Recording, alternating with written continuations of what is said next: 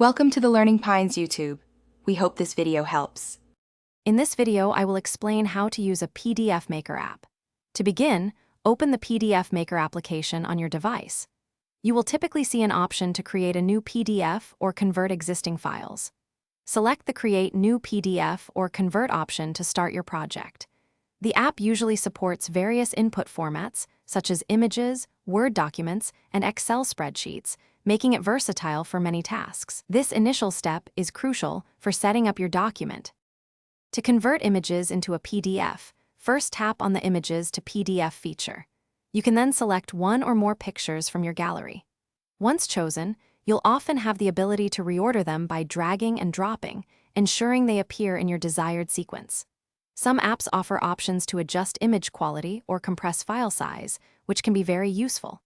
After arranging, simply press the Convert button to generate your new PDF document.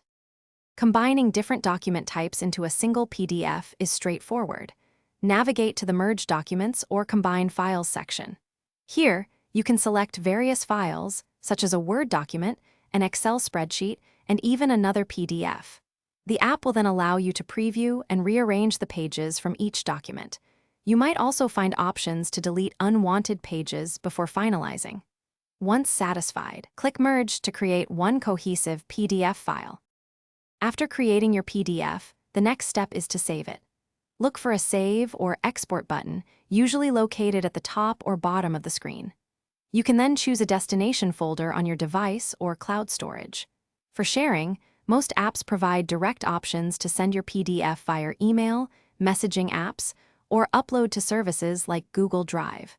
Some advanced features might include adding a password for security, ensuring your document is protected. Thanks for watching. Consider subscribing if we helped you.